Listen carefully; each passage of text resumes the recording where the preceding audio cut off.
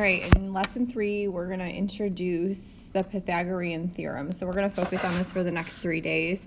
Today we're going to just focus on what is the formula and how to find each of the missing sides and what they are called on a triangle. So this only applies to right triangles. So the sum of the squares of the lengths of the legs is equal to the square of the hypotenuse. So you're going to focus on this formula right here. This is a formula that you may have seen in the past, but it only applies to right triangles. So what I want you to also know is the formula applies to the diagram on the left. So when we're talking about the legs, so leg on the left and leg on the base, that applies to this part of the formula, a squared and b squared. And then when we talk about the hypotenuse, that applies to c squared. So the leg squared plus the leg squared equals the hypotenuse squared. So let's just go ahead and start with our first example. The type of question is that we're going to determine if the side lengths produce a right triangle. So we're going to apply the formula. So we're going to start with a squared plus b squared equals c squared. And we have to determine the legs first. So the legs are always the base and the height side. So those are our A and B. And they are interchangeable. And then our hypotenuse is always the side that forms between the base and the height. And that is always going to be our C, no matter what. So we're going to say 5.6 squared plus 2.5 squared equals 6.4 squared. So our step 1 is always going to be to identify the legs and then identify the hypotenuse, and I'm just going to abbreviate that one for us. All right, then obviously you can use your calculator to do this. So 5.6 times 5.6 equals 31.36 plus 2.5 times 2.5 equals 6.25. Then we're going to do the hypotenuse. So 6.4 times 6.4, which is 40.96. Obviously, what we're trying to determine, if it's a right triangle, the two legs added together would equal the hypotenuse. So step 3 is to do your calculations, like we just did. And then step 4 is going to be to do the legs equal the hypotenuse. And if so, it's a right triangle.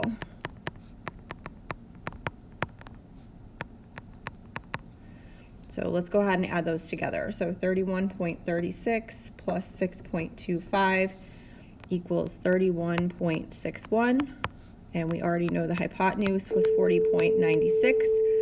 Therefore, this triangle is not a right triangle. Now you might have said, well, I already knew that because there's no right angle between the height and the base. True, but not every right triangle. There might be a right triangle that is a right triangle and also not have that marking in. So if this were, we'd go ahead and put that marking in. All right, so let's go ahead and we're going to use the formula in a different way. So this time around, we're going to find one of the missing legs. So we obviously can see that we have 2 measurements and 1 measurement missing.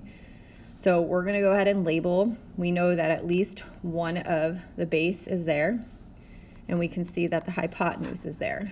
So when we write this formula, you might be asking, like, okay, how did you know that 8 was letter A and not letter B? Like I said in the first example, they are interchangeable. So you could have labeled that B equals 8, and it would have been okay. So we're going to go ahead and put that in. So 8 squared. We're going to leave B squared as our variable. And we're going to put 17 squared in for C. So again, these steps are pretty much going to stay the same. Identify the legs, identify the hypotenuse, except for, so 1/2, this is going to stay the same from the first example.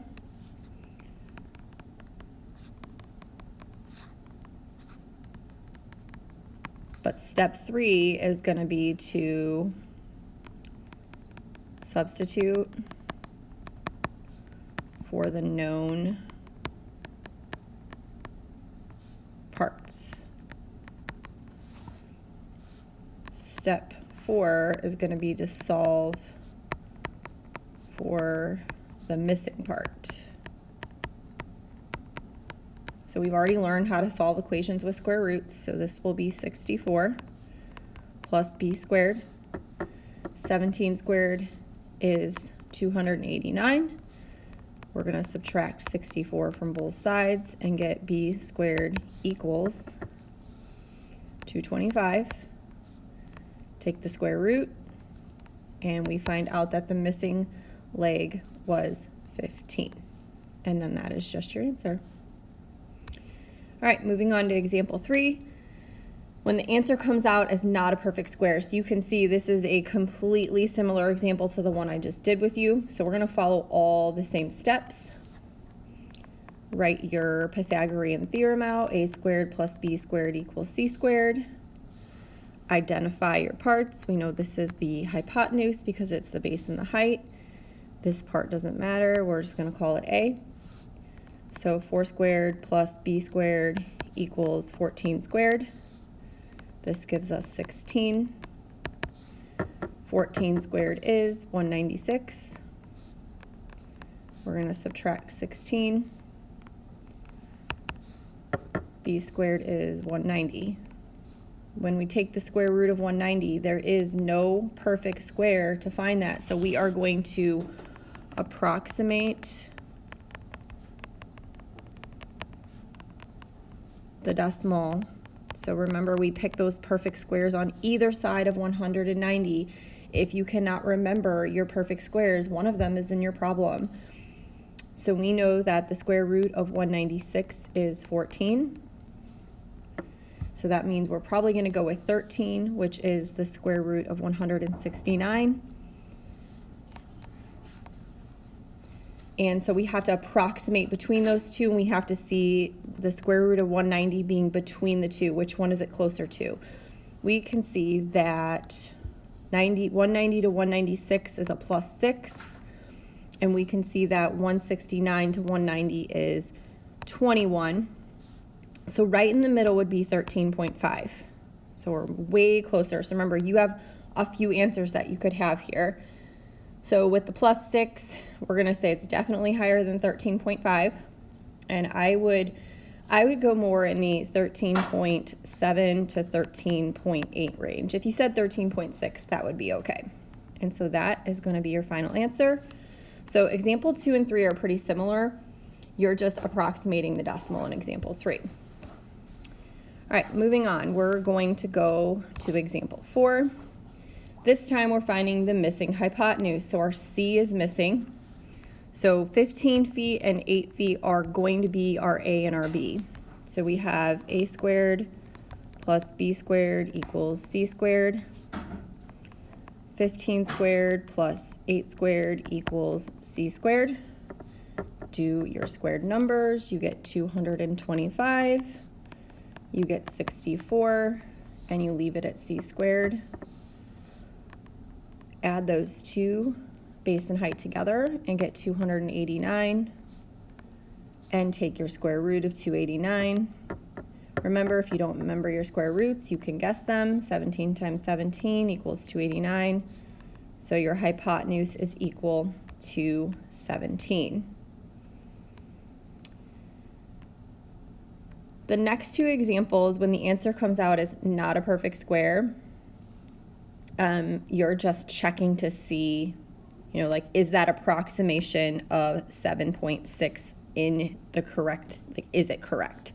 So you're basically using your Pythagorean theorem. Again, locate your base and height, and you're checking this one. So 3 squared plus 7 squared equals 7.6 squared. Do they come out close? So 3 squared is 9, 7 squared is 49, 7.6 squared is 57.76, and 49 plus 9 is 58. is this approximation of 7.6 close? Absolutely, because you would round 57.76 to 58. So yes, this comes out okay.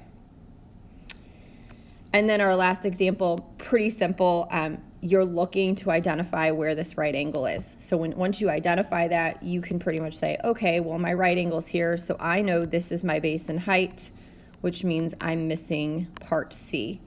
I'm gonna have you guys go ahead and figure out part C on your own, and then we will go over this together. So go ahead and do the last example on your own and do everything else you see in Canvas.